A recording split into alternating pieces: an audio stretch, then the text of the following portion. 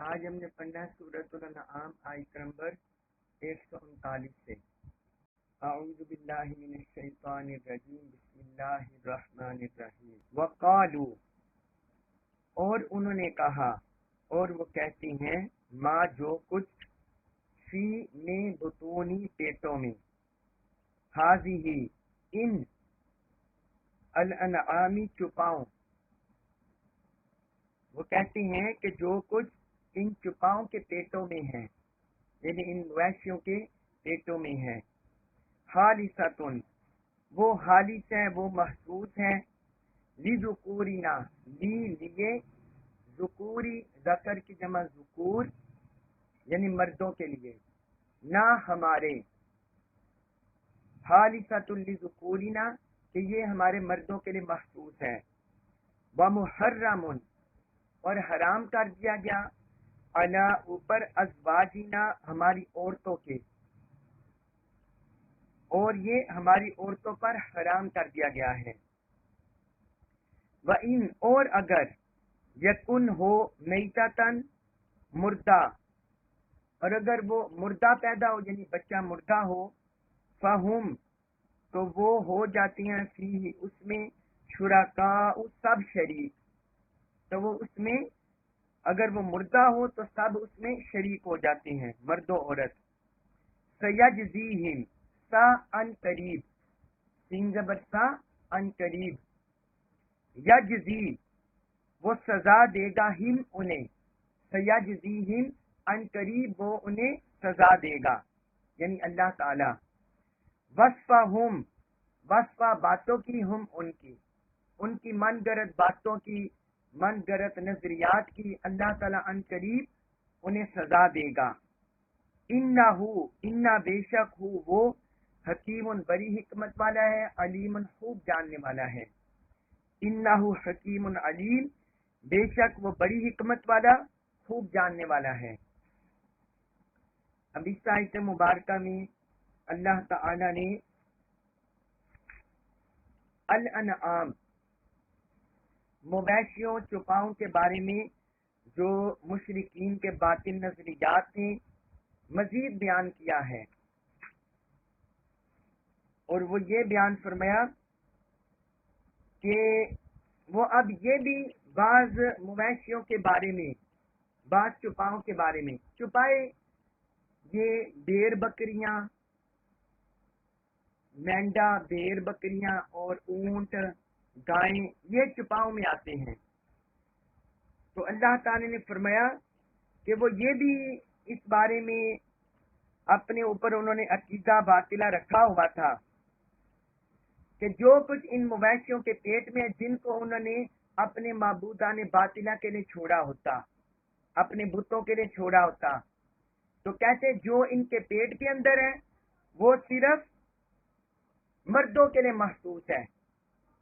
حضرت عبداللہ بن عباس رضی اللہ عنہما نے بیان کیا کہ جو کچھ ان کے پیٹوں میں ہے، اس سے مراد ہے دودھ، یعنی وہ اس دودھ کو عورتوں پر حرام کر دیتے تھے، اور یہ سمجھتے تھے، یہ انہوں نے پابندی لگا رکھی تھی کہ یہ عورتوں پر حرام ہے اور مردوں کے لیے جائز ہے، یعنی یہ انہوں نے اپنے آپ سے ہی اصول بنا کر، شریعت بنا کر، اپنے پاس سے ہی شریعت بنا کر حلال حرام اپنے پاس سے ہی بنائے ہوئے تھے۔ تو کہتے جو کچھ ان کے پیٹوں میں مراد دودھ، یہ مردوں کے لیے مخصوص ہے، مردوں کے لیے جائز ہے، مرد اسے استعمال کر سکتے ہیں، مرد پی سکتے ہیں، جبکہ عورتیں نہیں پی سکتی۔ اور پھر وہ یہ بھی کہتے تھے بکری جب نر کو جانتی تو اس کو صرف مرد کھاتے، اگر کوئی بکری ہوتی تو اس سے نر پیدا ہوتا، کوئی بکرا پیدا ہوتا، یا مویشی سے کوئی اونٹنی سے اونٹ پیدا ہوتا، تو اس کو وہ صرف مرد کھاتے، اور خواتین نہیں کھاتی تھی، خواتین پر حرام تھا، خواتین کے لیے ناجائز کیا ہوا تھا، اور اگر وہ مادہ کو جانتی تو اس کو ذبح نہیں کرتے تھے۔ اگر بکری سے کوئی مادہ پیدا ہوتی، کوئی بکری پیدا ہوتی، یا اونٹنی سے کوئی اونٹنی پیدا ہوتی، تو وہ اس کو ذبح نہیں کرتے تھے۔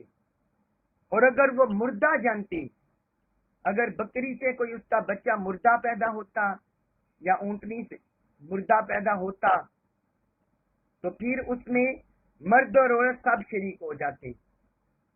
پھر وہ جو ان کے وڈیرے تھے، ان کے سردار تھے، جنہوں نے یہ من گھڑت نظریات بنائے ہوئے تھے، تو وہ کہتے آج جو اب عورتیں بھی کھائیں، مردار میں سب شریک ہو جاتے.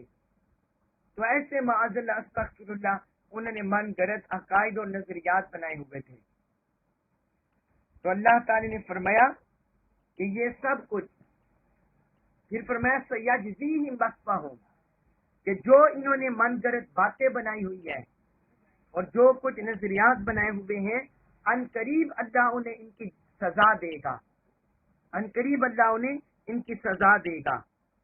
جس طرح قرآن میں ایک اور مقام پر بھی اللہ تعالی نے بیان کیا، سورۃ النحل آیت نمبر 116، اس میں اللہ تعالی نے فرمایا وَلَا تَقُولُوا، اور تم مت کہو، لما اس چیز کے لیے تَصِفُ أَلْسِنَتُكُمُ الْكَاذِبَ، جس پر تمہاری زبانیں چلتی ہیں اور تم جھوٹ بولتے ہو، جھوٹی تمہاری زبانیں چلتی ہیں. تم کہتے ہو ھذا حلال وھذا حرام، کہ یہ چیز حلال ہے، یہ چیز حرام ہے. لِتَفْتَرُوا عَلَى اللَّهِ الْكَذِبَ، تاکہ تم اللہ پر جھوٹ باندھو. اور میں یہ تم اپنے تئیں من گھڑت اور اپنے خود ساختہ چیزوں کے بارے میں کہتے ہو کہ یہ حلال ہے، یہ حرام ہے، پر میں یہ اللہ پر جھوٹا بہتان نہ باندھو. ان الذین یفترون علی اللہ الکذب لا یفلحون، بے شک جو لوگ اللہ پر جھوٹ باندھتے ہیں وہ فلاح نہیں پائیں گے. جو اپنے پاس سے چیزوں کو حلال کرتے ہیں، اپنے پاس سے چیزوں کو حرام کرتے ہیں اور کہتے ہیں ہم نے اپنے آباء و اجداد سے پایا، اور مشرکین یہ بھی کہہ دیتے تھے کہ یہ اللہ کی طرف سے سند ہے، اللہ کی طرف سے اترا ہے اور یہ اللہ تعالی نے اتارا ہے، اس طرح اللہ کی طرف بھی منسوخ کر دیتے تھے. تو اللہ تعالی نے فرمایا کہ یہ اللہ پر جھوٹا بہتان ہے، اپنے پاس سے چیزوں کو حلال کر دینا، اپنے پاس سے چیزوں کو حرام کر دینا. اب یہ قرآن میں اللہ تعالی نے ان چیزوں کو موضوع کیوں بنایا؟ مشرکین کے عقائد اللہ تعالیٰ موضوع نہ بناتا، ان کو بیان نہ کرتا. تو جس طرح میں نے کل بھی عرض کر دیا تھا کہ اس میں ہمارے لیے بھی نصیحتیں ہیں، اس میں ہمارے لیے ہدایت ہے. ہم مسلمانوں میں سے بھی بعض ایسے لوگ ہیں جو اپنی مرضی سے بعض چیزوں کو حلال کر دیتے ہیں، بعض چیزوں کو حرام کر دیتے ہیں، یعنی اللہ اور اللہ کے رسول کا منصب اپنے ہاتھ میں لے لیتے ہیں. وہ اللہ اور اللہ کے رسول کے منصب پر بیٹھنے کی کوشش کرتے ہیں. ہاں، جو اصول اللہ تعالی نے بیان فرما دیے ہیں ان کے مطابق جو چیز ہوگی وہ حلال ہوگی اور جو چیز ان سے ہٹ کر ہوگی وہ حرام ہوگی. جو اللہ اور اللہ کے رسول نے اصول بتا دیے، ان کے علاوہ اپنے پاس سے کسی بھی چیز کو حلال کرنا یا کسی بھی چیز کو حرام کرنا، یہ صرف اللہ پر جھوٹا بہتان باندھنا ہے. اگر یہ مشرکین کی مذمت ہے تو اس میں مسلمانوں کے لیے تنبیہ ہے، مسلمانوں کے لیے ہدایت ہے. جس طرح دیکھیں کہ ہمارے مسلمانوں کے اندر بعض لوگ جو اہل اللہ صالحین کی طرف منسوب چیز جو اصالہ ثواب کے لیے ہوتی ہے، ان کے لیے بعض چیزیں اپنے پاس سے واجب چیزیں ٹھہرا لیتے ہیں کہ یہ دیگ یہ صرف فلاں ہی کھائیں گے اور کوئی نہیں کھا سکتا. یہ کھیر بنی ہوئی ہے، اس کو فلاں وقت میں ہی کھائیں گے اور فلاں ہی بس وہ بندہ کھا سکتا ہے اور کوئی نہیں کھا سکتا. اس طرح فلاں ٹائم کھائیں گے، یا اس کو ادھر سے ادھر جگہ کرنا جائز نہیں ہے، بھیجنا جائز نہیں ہے، یہ حلال نہیں ہے، یہ حرام ہو جائے گا. تو اس طرح کے تصورات گننا یہ بھی مشرکانہ نظریات میں آتے ہیں. اور اسی طرح بعض لوگ میلاد شریف یا اہل اللہ صالحین کی طرف منسوب کھانا ان کے اصالہ ثواب کے لیے جو کیا جاتا ہے، یا جو اصالہ ثواب کے لیے محافل کی جاتی ہیں، کھانا پکایا جاتا ہے، بعض لوگ اس کو حرام کہہ دیتے ہیں. تو یہ دونوں طرح کی انتہائی ہیں. یہ دونوں طرح کی انتہائی ہیں، افراط اور تفریط ہے. تو دونوں طرف اللہ اور اللہ کے رسول کا منصب اپنے ہاتھ میں لینا چاہتے ہیں، اور اسی کی مذمت کیا اللہ تعالی نے کہ اپنے من گھڑت نظریات سے اللہ کی حلال کردہ چیزوں کو حرام نہ ٹھہراؤ اور اللہ کی حرام کردہ چیزوں کو حلال نہ ٹھہراؤ. ایک حدیث مبارک ہے، رسول اللہ صلی اللہ علیہ وسلم نے فرمایا، جن چیزوں کا مجھے تم پر سب سے زیادہ خوف ہے ان میں سے ایک یہ ہے کہ ایک شخص قرآن پڑھے گا، حتیٰ کہ جب تم اس پر قرآن کا نور دیکھو گے اور وہ اسلام کی پشت پناہ ہوگا، یعنی اس پر قرآن کا نور بھی ظاہر ہو جائے گا اور وہ قرآن کا حامی و ناصر بھی ہوگا، تو پھر کیا ہوگا؟ قرآن اس سے جاتا رہے گا، قرآن کا فیض، قرآن کا نور اس سے جاتا رہے گا، چلا جائے گا. وہ اس کو پسے پشت ڈال دے گا، پسے پشت ڈال دے گا اور اپنے پڑوسی پر تلوار سے حملہ کرے گا، یعنی قرآن کی تعلیمات کو پسے پشت ڈال دے گا اور اپنے مسلمان پڑوسی پر حملہ آور ہوگا اور اس پر شرک کی تہمت لگائے گا، اسے کہے گا تم مشرک ہو گئے ہو، اس طرح اس پر تہمت لگائے گا، اس پر فتویٰ اپنے پاس سے جڑ دے گا. تو میں نے پوچھا یا رسول اللہ، صحابی کہتے ہیں حضرت حذیفہ رضی اللہ عنہ کہتے ہیں میں نے پوچھا یا رسول اللہ، ان میں سے کون شرک کا مستاق ہوگا جس پر شرک کی تہمت لگائی گئی، فتویٰ لگایا گیا، یا شرک کی تہمت لگانے والا؟ جس پر شرک کا فتویٰ لگایا گیا، کیا اس پر صحیح فتویٰ لگایا گیا، شرک کی تہمت لگائی گئی، یا شرک کا فتویٰ تہمت لگانے والا؟ کون ان میں سے شرک کا مستاق ہوگا؟ آپ صلی اللہ علیہ وسلم نے فرمایا بلکہ شرک کی تہمت لگانے والا، شرک کی تہمت لگانے والا. فرمایا یہ بندہ ہے جس کی پکڑ ہوگی اور گرفت ہوگی اور اللہ کی بارگاہ میں وہ لکھا جائے گا کہ یہ بندہ مشرک ہے، شرک کا مستاق ہے، اس پر لگے گا. یہ امام ابو یعلا نے اپنی مسند میں اس حدیث کو روایت کیا. مختصر اتحاف السعادت المہرہ بزوائد العشرہ میں بھی یہ حدیث مروی ہے، حدیث نمبر 7696 6696. تو اس سے پتا چلا کہ امت مسلمہ کے اندر یہ کفر کے فتوے لگانا، شرک کے فتوے لگانا، چیزوں کو اپنی مرضی سے من گھڑت نظریات سے حلال حرام کر دینا، جائز ناجائز کر دینا، یہ اللہ کی بارگاہ میں انتہائی ناپسندیدہ ہے. اللہ کی بارگاہ میں یہ انتہائی کبیح فعل ہے، بہت برا عمل ہے. گویا یہ مشرکانہ طرز فکر، مشرکانہ طرز عمل سے جڑ جاتا ہے. اس کے بعد ہے سورۃ الانعام. سورۃ الانعام آیت نمبر 140. اس میں اللہ تعالی نے بیان فرمایا قد بے شک خاسرہ برباد ہو گئے اللہ زینہ وہ لوگ قتلوا جنہوں نے قتل کیا اولادہم اولاد اپنی. فرمایا بے شک وہ لوگ برباد ہو گئے، خسارے میں چلے گئے جنہوں نے اپنی اولاد کو قتل کر دیا. سفہن بیوقوفی سے، سفہن بیوقوفی سے، بغیر علم بغیر علم کے، یعنی بغیر علم کے، جہالت سے، نادانی سے، بیوقوفی سے جنہوں نے اپنی اولاد کو قتل کر ڈالا. فرمایا وہ لوگ خسارے میں چلے گئے، برباد ہو گئے.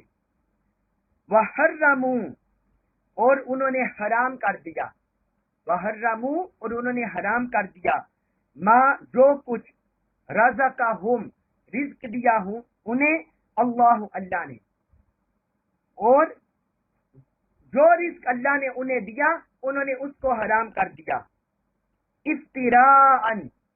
افتراء باندھتے ہوئے، بہتان باندھتے ہوئے، اللہ پر بہتان باندھتے ہوئے انہوں نے اللہ کے رزق کو حرام کر دیا. قد دلوا قد بے شک دلوا وہ گمراہ ہو گئے، وما اور نہ کانو وہ تھے مختدین ہدایت یافتہ، وما کانو مختدین اور وہ ہدایت یافتہ نہ ہو سکے. اب اس آیت مبارکہ میں اللہ تعالی نے مزید اپنے فرمان کی تاکید کے ساتھ بیان کیا ہے، اپنا فرمان اور حکم، اور مشرکین کے جو یہ عقیدہ باطلہ تھا، عقیدہ باطل نظریہ تھا، اس کا مزید رد کیا ہے۔ جس طرح دیکھیں ہم پیچھے آیت نمبر 137 میں بھی پڑھے ہیں کہ مشرکین کے جو شرکاء تھے، انہوں نے مشرکین کی نظر میں اولاد کو قتل کرنا حسین بنا دیا تھا، مزین کر دیا تھا۔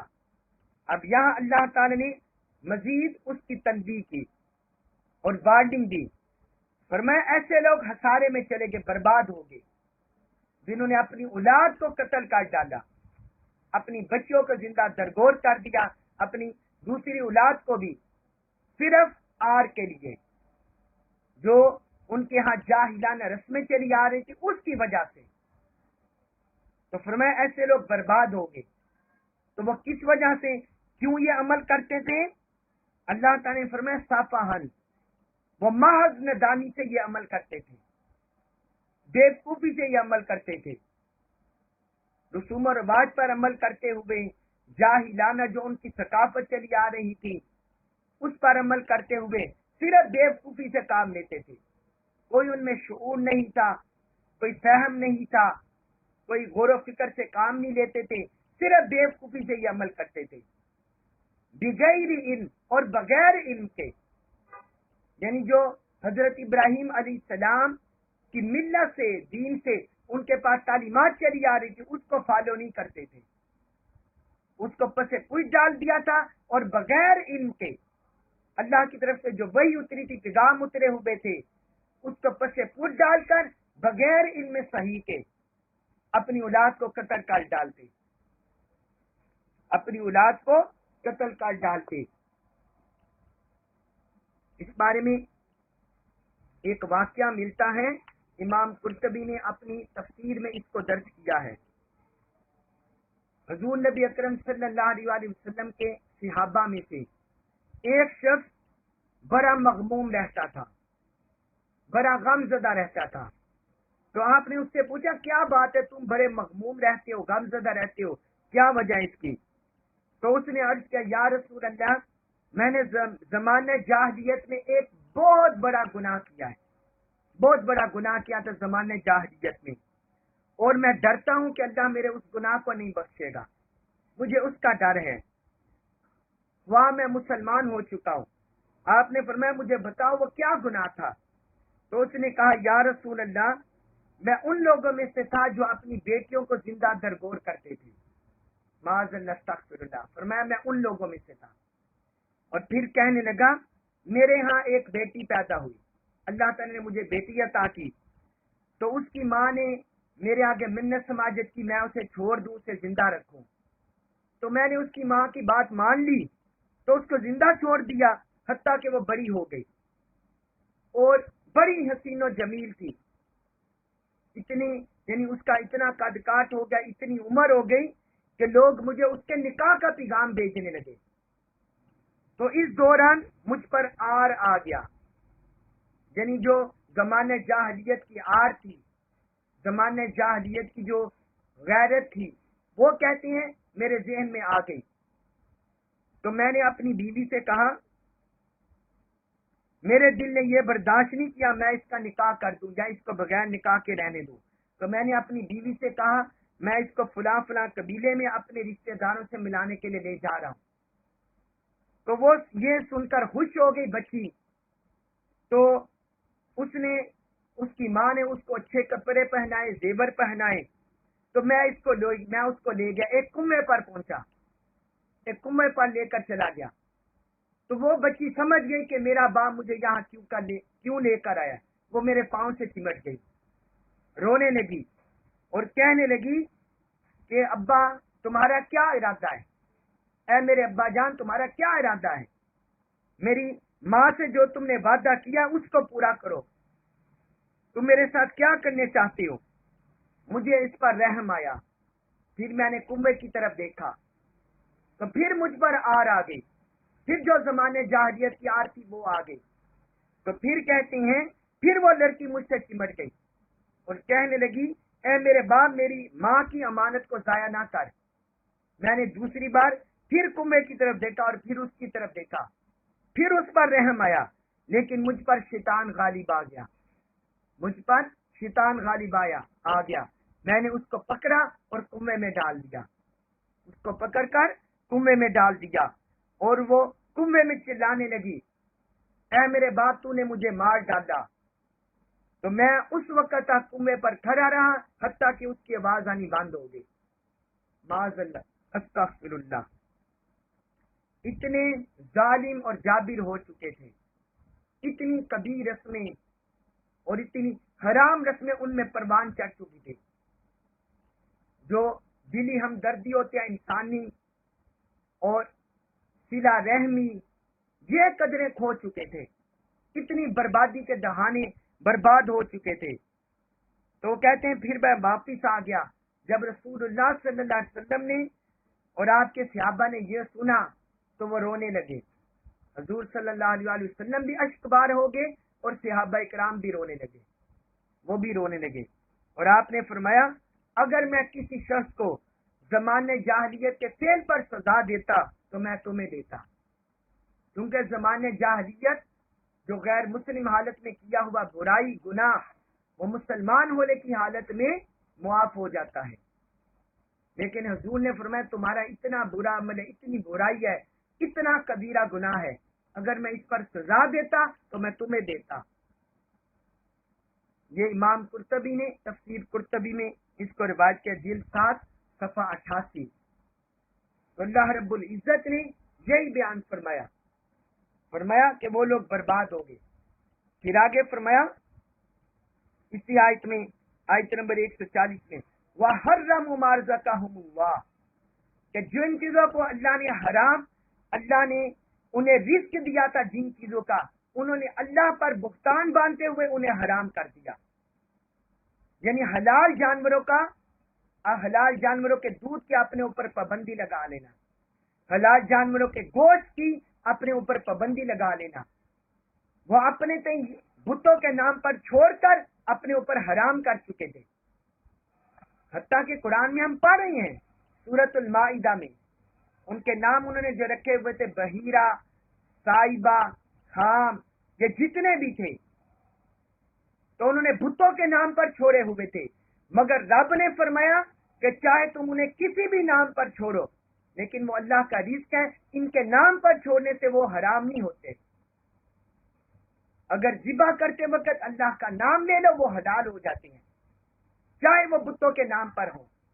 تو اس سے ان مسلمانوں کو سمجھنا چاہیے جو انتہا پسندی میں آگے بڑھ گئے ہیں, جو پتہ نہیں کہاں سے قرآن سیکھ چکے ہیں, انہیں قرآن کی یہ آیات نظر نہیں آتی کہ اللہ تعالی نے بتوں کے نام پر چھوڑے ہوئے جانوروں کو بھی, مویشیوں کو بھی وہ مشرکین کی وجہ سے حرام نہیں کیا. تو جب اہل اللہ صالحین کے لیے کسی جانور کو ایصال ثواب کیا جاتا ہے, حضور صلی اللہ علیہ وسلم کا معمول تھا, آپ صلی اللہ علیہ وسلم جب عید الاضحیٰ کے موقع پر قربانی کرتے تو فرماتے یہ قربانی میری طرف سے, اور بعض قربانی کے بارے میں فرماتے یہ میری اہل بیت کی طرف سے, اور کسی کے بارے میں فرماتے کہ یہ میری کمزور امت کی طرف سے ہے. اس طرح حضور صلی اللہ علیہ وسلم قربانیوں کو بھی اپنی امت کی طرف منسوب کر دیتے, اپنے اہل بیت کی طرف منسوب کر دیتے. حضرت علی المرتضیٰ مولا علی شیر خدا رضی اللہ عنہ ان کا بھی یہ معمول تھا کہ جب بھی وہ قربانی کرتے ایک اپنی طرف سے کرتے, ایک رسول اللہ صلی اللہ علیہ وسلم کی طرف سے. کہتے کہ حضور نے مجھے وصیت کی تھی, یہ سنن نبی داؤد میں حدیث ہے, کہتے حضور نے مجھے وصیت کی تھی لہذا میں حضور کی طرف سے بھی قربانی کرتا ہوں. تو آج بھی اگر کوئی مسلمان اپنی قربانی جو واجب پوری کر کے آقا علیہ الصلوۃ والسلام کی طرف سے کرے, کسی اپنے والدین کی طرف سے کرے, چاہے وہ فوت ہو گئے ہو, اور چاہے اہل اللہ صالحین کی طرف سے کرے, تو وہ حلال اور جائز ہوگا. حرام کس وقت ہوتا ہے؟ جب ذبح کرتے وقت کسی اور کا نام لیا جاتا ہے, بسم اللہ اللہ اکبر, یہ کہنے کی بجائے کسی اور کا نام لیا جائے. قرآن نے اس کو حرام کیا ہے. वमा उहिल्ला लिगैरिल्लाह भी, वमा उहिल्ला भी लिगैरिल्लाह, इससे मुराद है कि ज़िबा के वक़्त किसी और का नाम लिया जाए। लेकिन बाज़ मुसलमानों ने तशद्दुद से, इंतहा पसंदी से, मसले की तासुब की वजह से बेबुनियाद दूसरे मुसलमानों पर फतवे जड़ना शुरू कर दिए। ना उन्होंने कुरान को समझा, ना अहदीस को समझा, ना कुरान का फहम हासिल किया, ना हदीस का फहम हासिल किया। तो अल्लाह ताला ने फरमाया ऐसे लोग भी बर्बाद हो जाएंगे। तो इसमें मुशरिकीन की तो मजम्मत है, लेकिन मुसलमानों के लिए भी तनबीह है कि वो भी इसमें से हिदायत ढूंढे, अपने लिए हिदायत रहनुमाई हासिल करें। फिर आगे अल्लाह ताला ने मजीद फरमाया, मजीद उनकी सजा फरमाया, कद दल्लू, बेशक ऐसे लोग गुमराह होंगे। इसी आयत नंबर 140 में फरमाया कद दल्लू, बेशक वो लोग गुमराह होंगे, वमा कानु मुहतदीन, और वो हिदायत याफ्ता ना हो सके। यानी जो ऐसे अपने पास से अल्लाह की हलाल करदा चीजों को हराम करते हैं, अल्लाह के रिज़्क़ को हराम करते हैं और उसकी हराम करदा चीज को हलाल करते हैं, अपने पास से मनगढ़ंत नजरियात बनाकर, तो फरमाया ऐसे लोग गुमराह हैं, ऐसे लोग गुमराह हैं। अब ये कुरान ने बयान कर दिया है कि ऐसे लोग गुमराह हैं और वो हिदायत याफ्ता नहीं है, वो सिरात मुस्तकीम से हट गए हैं, वो तौहीद से हट गए हैं, रिसालत से हट गए हैं, सहाबा इकराम के रास्ते से हट गए हैं, उसवा रसूल से हट गए हैं, अल्लाह की इताअत, अल्लाह के रसूल सल्लल्लाहु अलैहि वसल्लम की इताअत से हट गए हैं। ऐसे लोगों का अल्लाह और अल्लाह के रसूल की इताअत से ताल्लुक नहीं होता। ऐसे लोग गुमराही में चले जाते हैं, चाहे वो फिर कलिमा पढ़ते रहें, लेकिन जब वो ये नजरियात अपनाएंगे तो फिर कुरान का फैसला है कि ऐसे लोग गुमराह हो जाते हैं। और फरमाया वमा कान मुख्तदीन, और वो हिदायत याफ्ता ना हो सके। अल्लाह तबारक व तआला हमें कुरान मजीद का कमा को फहम नसीब फरमाए और हमें इस पर अमल पैरा होने की तौफीक अता फरमाए। वमा अलैया इल्लल बलागुल मुबीन।